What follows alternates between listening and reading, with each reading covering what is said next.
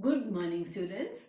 Welcome back to my second lecture on Abdul Kalam's essay Vision 2020. As you all know, this lecture is addressed to all the students of BA Part 1, BA Part 1, BSc Part 1 and BCom Part 1. All the students of first year who are taking the General English exam. This class is the General English class, and I am discussing question number 3, that is comprehension. I am discussing Abdul Kalam's famous essay Vision 2020. In my first video on Abdul Kalam's Vision 2020, I had given you a background of Dr. APJ Abdul Kalam and this essay.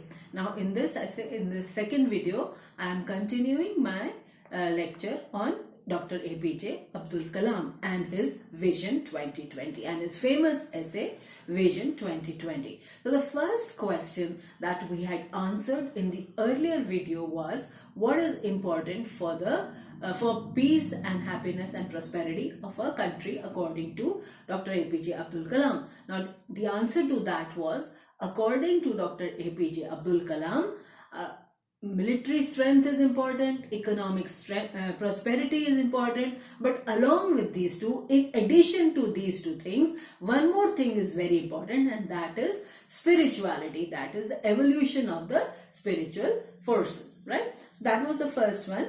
And now the second question is, the second point that he talks about is the vision.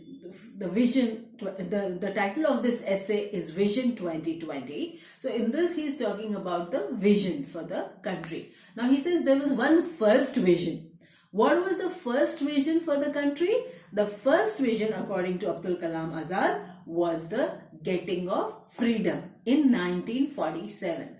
First thing that we had dreamt of was getting freedom. Earlier we were all slaves. The British rule, the British rule was there in India, and so we were not independent, right?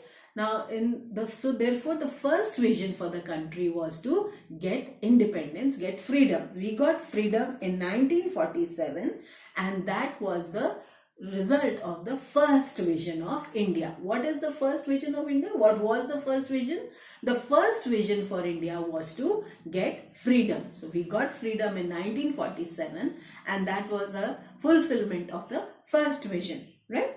Now what was the result of that? This vision created the best of leaders in many fields like politics, philosophy, judiciary, science and technology, and industry. Improvements took place in many aspects of life, in literacy, in agricultural products, strategic areas, certain small and large-scale industries. Now, more than 50 years have gone by, and we are called as one among the hundreds of developing countries, and a distinct way, a separation from the most countries. So we have now many challenges to face. Now still we have many challenges according to Abdul Kalam Azad.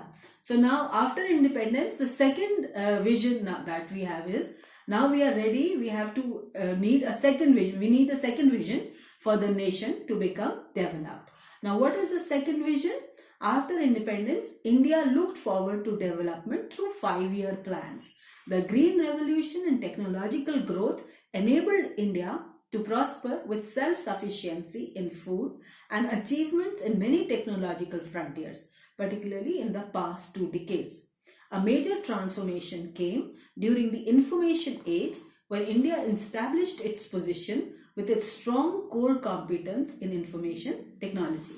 Today, India is in the knowledge age, which provides an opportunity to become a developed nation with a strong economy.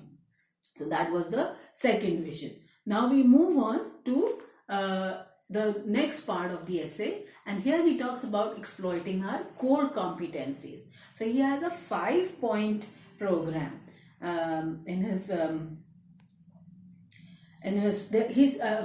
President Abdul Kalam Azad identifies 5 key areas where work has to be done. Right now we are in this final thing. How does Dr. Kalam envisage the 21st century? What is his plan? He says there are 5 key areas which have to be developed. And these 5 key areas are, I will discuss with you in my next video. The 5 key areas identified by Dr. Abdul Kalam which need development and which will make India a developed country. Thank you.